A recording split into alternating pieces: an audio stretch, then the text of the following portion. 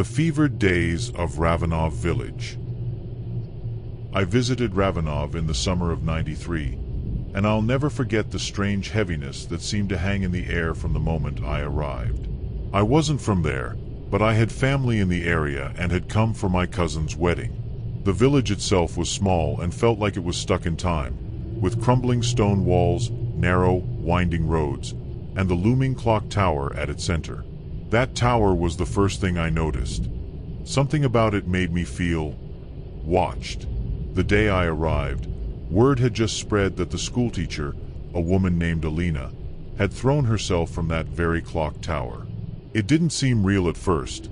Everyone in the village knew her as gentle, well-spoken, and calm. Then came the details about the note she left, something about voices that had been urging her to jump. The locals were whispering like they knew something dark was brewing, but no one would tell me exactly what they meant. Over the next couple of days, things only got stranger. I stayed with my aunt and uncle, and they were both visibly tense, avoiding talking about the clock tower or Alina. My aunt even closed the curtains whenever someone passed by, and my uncle started muttering to himself in a way I'd never seen before. It was during breakfast on my third day that we heard about the carpenter. He was known as a quiet, reliable man, a father of two, and everyone said he wouldn't hurt a fly. But something had changed. Early that morning, he had been found by his wife, standing over their son's bed with a hammer in his hand, his eyes distant and unfocused, like he wasn't entirely himself. Thankfully, no one was hurt, but his wife swore he looked like he'd seen something terrible. That afternoon, I went out to the village square to get some air, trying to shake off the unsettling feeling that had been building up inside me. The people around me looked haunted, whispering to each other in clusters but falling silent the moment I came close. It was clear they didn't trust outsiders with whatever was going on. As I walked, I passed by the home of the local midwife Yelena, who was well known and respected for miles around. She'd recently helped deliver a baby for a young couple at the edge of the village. That morning, though, the couple had woken to find both Yelena and their newborn gone. No note, no sign of struggle, just an empty crib and Yelena's shawl left behind on the floor. Some said she'd taken the baby because it was cursed, while others muttered that Yelena herself had gone mad like Alina and the carpenter. By then, everyone was calling it the plague of madness. I tried to ask a shopkeeper about it, but he just glanced around nervously and whispered, "Stay away from the mine." I had no idea what he was talking about, but the fear in his eyes was unmistakable. Later that evening, I asked my aunt and uncle about it, and they exchanged a look I couldn't quite read. Finally, my aunt told me there was an old mine on the outskirts of the village that had been abandoned for decades. According to her, people believed it was cursed, that anyone who went too close would start hearing voices, like the ones Alina had mentioned in her note. She looked pale as she spoke, clutching her rosary and muttering a prayer under her breath.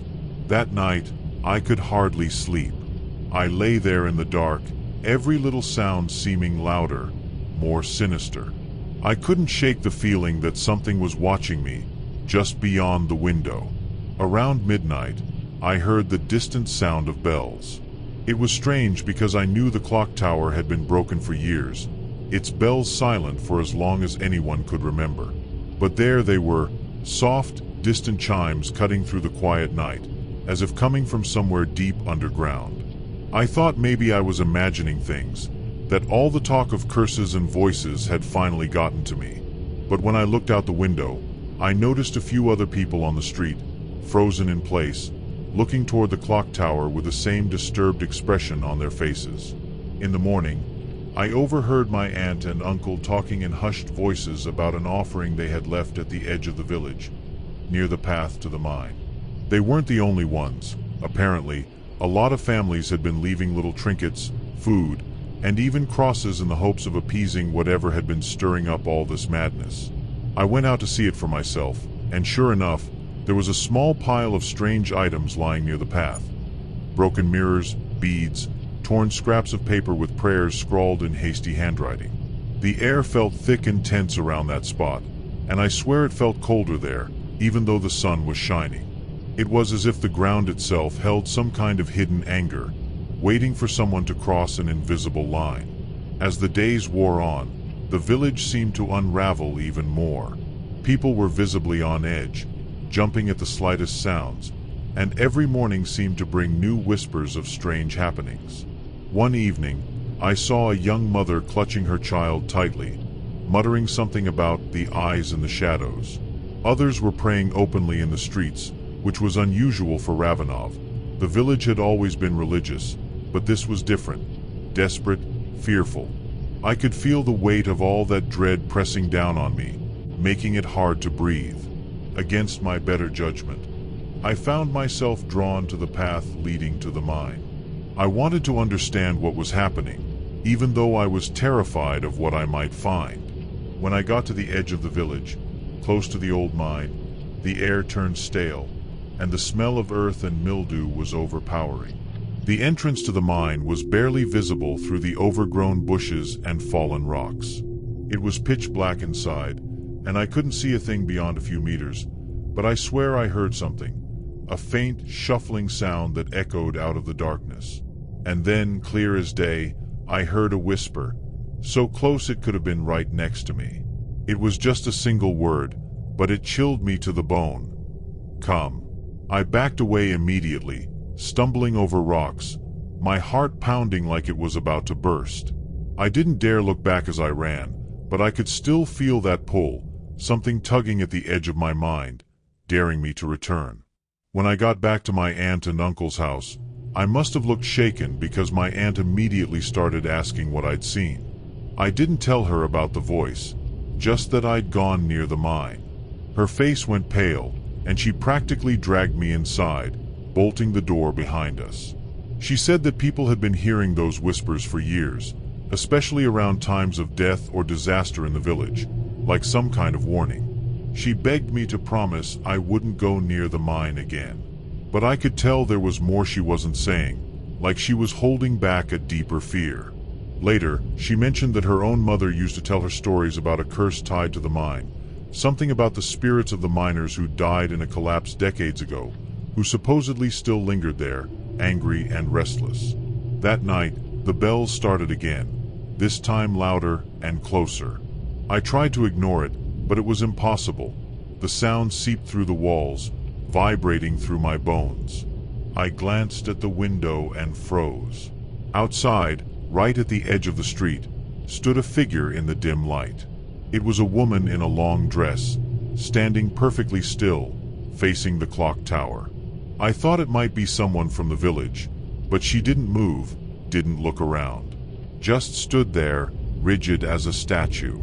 Then, slowly, her head tilted back toward me, even though her face was hidden in shadow. I didn't wait to see anything else. I backed away from the window and stayed like that, crouched in the dark, until the bells finally stopped near dawn. The next morning, I was exhausted and shaken, but the strange occurrences only grew. News spread quickly that another person had gone missing, an older man who was known for wandering the village at odd hours. He'd been last seen near the clock tower the night before, right around the time I'd seen the strange figure outside. People whispered that he'd been claimed by whatever darkness had settled over Ravenov. My aunt and uncle didn't let me leave the house at all that day, even keeping the curtains drawn tight. They spent hours murmuring prayers under their breath, clutching their rosaries, as if trying to ward off something no one could see. I couldn't shake the feeling that the villagers knew more than they were saying, that they'd seen this before, and were simply waiting for it to pass, or to claim more lives. By nightfall, I was desperate to leave, but I didn't have anywhere else to go. The roads out of the village were narrow, winding, and isolated, and no one seemed willing to give me a ride. That night, I was kept awake again by the sound of faint footsteps outside, pacing back and forth. I thought it was my imagination, but then I heard it again, followed by a faint, scratching noise, like nails scraping against wood. Slowly, I crept to the window and looked out. There, right below my window, was the same woman from the night before. Her face was turned up toward me, but it was blank, emotionless, her eyes hollow and dark. I stumbled back in terror, feeling my heart hammering in my chest as she slowly turned and walked away, disappearing down the street. I didn't sleep at all that night. The next morning, I'd had enough. I told my aunt and uncle I was leaving, and I could see the relief in their faces as if they, too, wanted me gone before something worse happened. My uncle finally agreed to drive me out to a neighboring town, and I barely dared to look back as we left Ravenov behind. On the drive, he was silent for most of the time, his hands tight on the wheel, but just before he dropped me off, he said something I'll never forget. "Once you leave, don't look back. Ravenov keeps what it wants." I haven't been back since, but that place still haunts me. I've had dreams of those hollow eyes, of the eerie sound of the bells at night, and I wake up with that same feeling of dread, like something's lurking just outside my window. No one I've told believes me entirely. They think it's just an old village with too many superstitions. But I know what I saw. There was something dark in Ravenov, something that can't be explained by stories or old rumors. Whatever was there, I'm just glad it let me go. The Mayor's Daughter and the Broken Oath. It all started as an ugly rumor, something people muttered under their breath when they thought no one was listening. The mayor's daughter, Emma, a quiet, sweet girl everyone knew from the high school cheerleading squad, was found bloodied and bruised in her own bedroom. News spread like fire in our little Mississippi town, and before anyone even heard the details, folks were already speculating. What shook everyone more than the attack itself was that Mayor Kincaid, her own father, was spotted leaving her room just minutes before she was discovered. No one could believe it at first. The man had served this town for years, always presenting himself as the perfect father, the epitome of family values. People wanted to deny it, but in a town as small as ours, suspicion sticks fast and burns deep. As the days passed, whispers turned vicious, pointing fingers at everyone in the Kincaid family. Then came the twist no one expected: the mayor's nephew, Sam. Sam was only a couple of years older than Emma and had been living with the Kincaids for about a year, supposedly to keep him on the straight and narrow after some incident at his previous school. No one had known the details back then, but people were digging up every bit of dirt they could now, and stories started surfacing that maybe it hadn't been a minor incident at all. Some said Sam had a violent streak. Others claimed he'd once threatened a girl who'd turned him down. And when the mayor packed him into his car and drove him out of town in the middle of the night without a single word to the police, things only got uglier. The secrecy around Sam's sudden departure was fuel for the town's anger. People were furious that the mayor, a man sworn to uphold the law, had blocked an investigation before it even started. I remember sitting at the diner, overhearing Mrs. Langley, who worked as the mayor's secretary for years, muttering to her friends about how he'd once been a different man, back when his wife was alive. She hinted that maybe Sam's trouble had been swept under the rug because the mayor felt guilty about something, though she wouldn't say what. Everyone had a theory.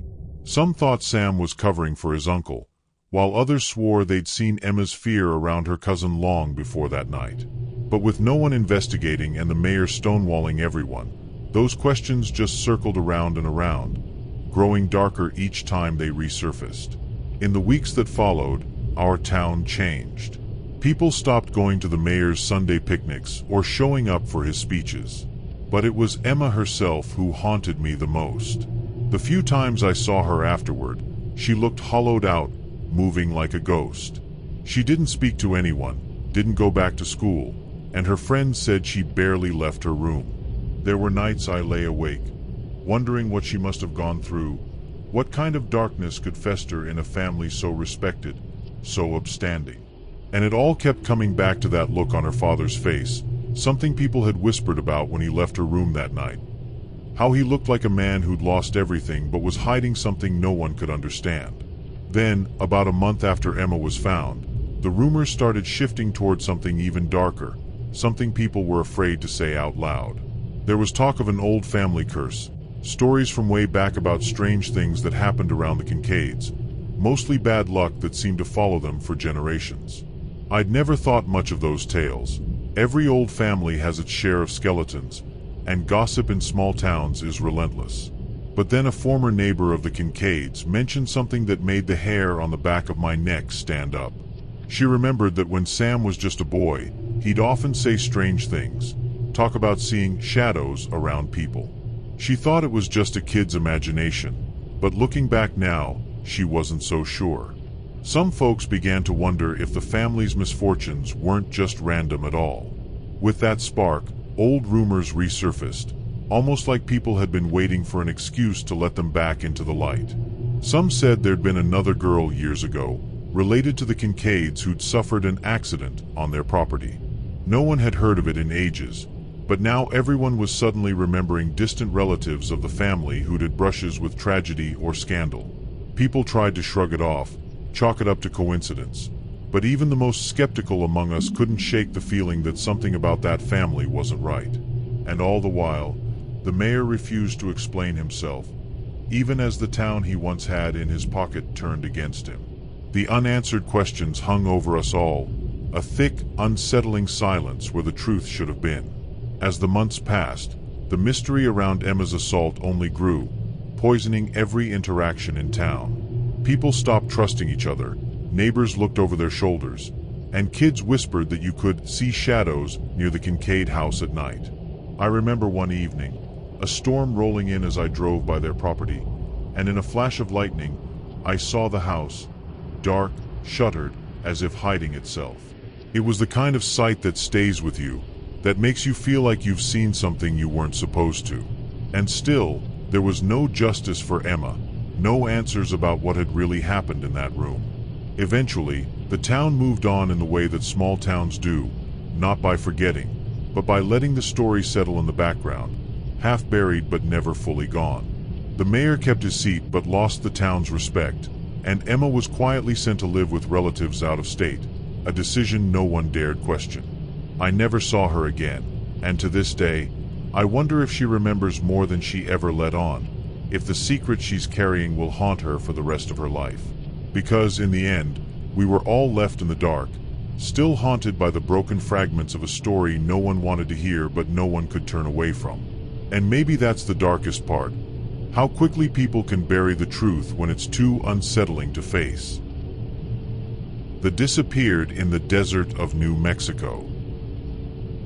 I got to Silver Mesa on a blistering, cloudless afternoon. Even from a distance, the town looked like it was barely clinging to life, swallowed up by the endless desert and dust-covered roads that seemed to go nowhere.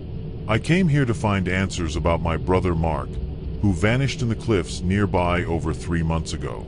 People told me he was hiking alone, trying to find himself, or whatever that means, and his last message was a vague note about feeling like he was close to something. Ever since then, nothing. My family's given up hope, but I couldn't shake the feeling that something wasn't right, that there was more to it than just him getting lost. From his notes and online posts, I could tell Mark was obsessed with the legend of a lost soul haunting the cliffs, an old ghost story people here treated more like a warning than a myth. When I finally got to the local diner, the few people there went silent the moment I mentioned his name. They glanced at each other like I'd brought up some forbidden topic. One older man eventually muttered, "You should leave it alone," then looked away as if that was all there was to say. But I was determined. After an awkward silence, an older woman, Lucy, pulled me aside. She looked me up and down with these hollow eyes, like she was sizing up whether I could handle what she was about to say. She told me she'd known people who'd gone out to those cliffs and come back different. She said some never came back at all. When I asked her what she meant, her eyes narrowed, and she whispered, "Sometimes something out there follows you home. And sometimes it doesn't let you go." That should have been my first sign to leave, but I was too desperate to listen. Lucy mentioned a cabin out by the cliffs where she'd seen Mark spending time before he disappeared. She warned me not to go alone, but there wasn't exactly a line of volunteers to go with me. The next morning, I set out early, following the rough directions she'd given me. The drive was eerie. I felt totally isolated as I wound down narrow desert roads, the landscape blurring under the relentless sun. When I finally reached the cabin, it was half hidden by rocks, nearly swallowed up by the land around it. Everything was still, like the place itself was holding its breath, and I almost turned back. But the thought of leaving without answers was worse than the chill running down my spine. Inside, the cabin was bare. No bed, no furniture, just scattered papers and empty cans. It looked like Mark had been camping out, piecing together whatever he could about this ghost story. His notes were frantic, like he was chasing something he could barely understand. Most of it was scribbles about a lost soul he believed was haunting the cliffs, a miner from the 1800s who'd supposedly died under strange circumstances. But there was one phrase that stood out, repeated over and over, like he was trying to convince himself of something. It only comes when you're alone. I kept hearing Lucy's words in my head, that whatever was out there could follow you back. I stayed in the cabin longer than I should have, reading every scrap of paper Mark had left behind, hoping for some clue that would make sense of his disappearance. But the more I read, the more uneasy I felt. It wasn't just a ghost story. His notes hinted at him hearing things. Footsteps in the dead of night, whispers carried on the wind, shadows moving just at the edge of his vision. By the time I put down the last paper, the light was fading fast, and I realized I had lingered too long. I hurried out, locking the door behind me, feeling this irrational need to keep whatever was in there from following me out. The walk back to my car was surreal. I kept glancing over my shoulder, feeling like I was being watched, but there was no one there. Just the desert stretching out in every direction, silent and empty. Then, about halfway back, I heard it. A faint crunch of gravel, like footsteps trailing behind me. I stopped, heart pounding, and looked around, but nothing moved. I quickened my pace, my mind racing back to Mark's notes and Lucy's warning. I felt like I was in a waking nightmare, convinced that if I turned around, I'd see something staring back at me. But I couldn't bring myself to look. By the time I reached my car, I was practically running, my heart hammering like I'd just escaped some unseen danger. I locked the doors the second I got in, feeling an overwhelming urge to just drive and not look back. As I pulled away, something caught my eye in the rearview mirror, a shadow moving just beyond the cabin, flickering between the rocks. For a second, I thought I saw a figure standing there, watching me, but when I blinked, it was gone. The image stayed burned in my mind, though, making it impossible to shake the feeling that something was still following me. The drive back to town felt endless. Every so often, I'd catch what looked like a figure or a shape in the distance, just for it to vanish as soon as I tried to focus. I barely slept that night. The next morning, as I was packing up to leave, I caught sight of Lucy watching me from across the road. She didn't come over, just gave me this long, knowing look, like she'd expected this all along. Part of me wanted to go talk to her, to ask what exactly had followed her in the past. But a bigger part of me couldn't bear to know. I left Silver Mesa that morning with no clear answers about Mark, but I couldn't shake the feeling that whatever he'd found out there in the desert was still watching, waiting, maybe even waiting for me to come back. As I drove out of Silver Mesa, a strange sense of emptiness settled over me. I had come looking for my brother, but all I had were unsettling clues, stories, and that suffocating feeling that something had marked me. Every so often, I'd glance in the rearview mirror, half expecting to see that shadow, that faint figure in the distance. And though I never actually saw anything, I felt it. A presence that seemed to stick with me, like it had somehow latched on, just as Lucy had warned. It followed me all the way home, an invisible weight, lingering just out of sight. Weeks passed, but the feeling didn't fade.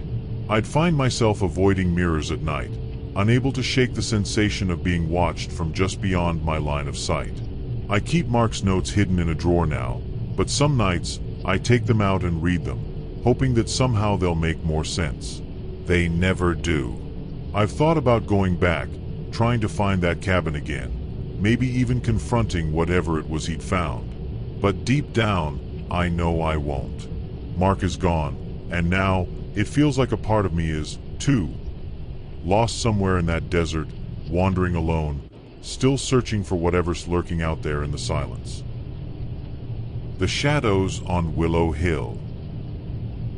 I hadn't been back to that part of Kentucky in years, and to be honest, I'd almost convinced myself there was no reason to. My family was the kind people in town whispered about, even after they were long gone.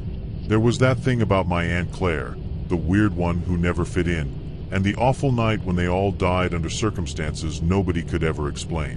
When I was a kid, all I knew was that something terrible had happened on Willow Hill, and somehow Aunt Claire had disappeared the same night. It was one of those family tragedies people shake their heads over but never ask about directly. And now, coming back decades later, it was the same, side glances, whispers that died the second I walked into the room. They could barely look me in the eye, but I could feel the weight of their stares. When I finally made the drive up Willow Hill, the house looked smaller than I remembered, like the years had made it shrink into itself. A thick wall of trees framed the property, and the whole place seemed buried in shadows, even in broad daylight. It was quiet, eerily so, like the world had forgotten this little corner even existed. I don't know what I was expecting. Maybe I thought it would feel like home, or at least familiar, but the minute I got out of the car, an intense feeling hit me like a wave. The air was thick, heavy, and I swear there was this strange smell, kind of metallic, like blood, but faint. I kept thinking maybe I just imagined it, that my mind was playing tricks on me. The inside of the house was even worse. Everything had a layer of dust, and the wallpaper was peeling, showing old, faded patterns that looked like eyes watching from the walls. I knew I'd feel strange coming back, but it was more than that. I felt like I wasn't alone. As I walked through each room, every step felt too loud, like the house was listening. I remembered bits and pieces from when I was a kid, flashes of holidays and family gatherings, but they felt wrong somehow. Like every memory was hiding something darker. I made my way to the staircase, which creaked under my weight, and I felt this prickling on my neck, like I was being watched. I kept glancing over my shoulder, but of course, there was no one there. The locals had told me stories growing up, about how no one ever stayed in the house for long. People saw things, they said, heard voices in the dead of night, or woke up from nightmares that felt too real. A few even claimed they'd seen Aunt Claire herself, wandering the grounds, her face twisted in some silent scream. I always thought it was just small-town gossip, but standing there, I wasn't so sure. As I moved upstairs, the temperature dropped, and my breath came out in little puffs, visible in the air. And then, as I reached the top of the stairs, I heard something, a faint rustling sound from down the hall. My heart was pounding, and every part of me was telling me to leave, but I couldn't help myself. I followed the sound. I followed the noise down the narrow hallway, and it led me to the last room on the left, the room that used to be Aunt Claire's. The door was cracked open, and as I pushed it wider, a blast of cold air hit me, much colder than anywhere else in the house. The whole room seemed frozen in time. Her bed was still there, unmade, with the sheets wrinkled as if she'd just gotten up. There were strange symbols scratched into the wall above her bed, markings that I didn't recognize but gave me an uneasy feeling, like I was seeing something I wasn't supposed to. And the smell was back, that faint metallic tang that made my stomach turn. Then, I noticed something else, a small, dusty mirror on her dresser. It was one of those old, oval ones with a metal frame, and I swear, as soon as I looked into it, I felt like something was looking back at me. My own reflection seemed off. The face in the mirror looked like mine, but the eyes were different, somehow darker and hollow. I felt frozen in place, unable to look away. Then, just as I thought I might snap, there was a flash in the mirror, almost like a shadow moving behind me. I whipped around, but the room was empty. I didn't wait to see more. I backed out of the room, my heart racing, and nearly stumbled over myself trying to get down the stairs. I practically flew down the stairs, but as I reached the bottom, something caught my eye in the living room. The old family portrait was still hanging there, the one with Aunt Claire right in the center. It was strange. I'd looked at that picture 1,000 times growing up, but something about it felt wrong now. Claire's face seemed different, almost as if she were staring right at me, her eyes somehow following me wherever I moved. I stood there, transfixed, and the longer I looked, the more her expression seemed to change, growing darker, almost menacing. My stomach churned, and a heavy feeling washed over me, like she was trying to tell me something I didn't want to hear. Just as I turned to leave, I heard the faintest sound, almost like a whisper. At first, I thought it was just the creaking of the old house settling, but then it grew louder, more distinct. It was coming from behind me, and I could make out a voice, low, distorted, and somehow familiar. It kept saying my name over and over. Come back, come back. Every nerve in my body was telling me to get out, but I felt rooted in place, almost like I was in a trance. The voice grew sharper, almost angry, until it felt like it was right in my ear, hissing, "You can't hide from this." That was it. I finally snapped out of it, turned, and ran straight out the door without looking back. I barely stopped running until I reached my car, and even then, my hand shook so badly it took a few tries to get the keys in the ignition. My heart was still racing, and I had this horrible feeling, like something was watching me from the windows as I sped down the driveway. I kept glancing in my rearview mirror, half expecting to see that shadowy face again, but all I could see was the empty road behind me. Even with the car doors locked, I didn't feel safe. The weight of that voice, of her voice, stayed with me, echoing in my mind. It was like she was still right there, somehow attached to me, her presence pressing down on me like something tangible. By the time I got back to town, I was ready to just drive right through and never come back, but I stopped at the diner to catch my breath. The waitress there, an older woman who must have recognized me, came over and just stared at me for a moment, her face filled with a look I couldn't read. "You went up to the hill, didn't you?" she asked, like it wasn't even a question. I nodded, not trusting myself to speak. She just shook her head slowly and muttered, "Some things are better left buried."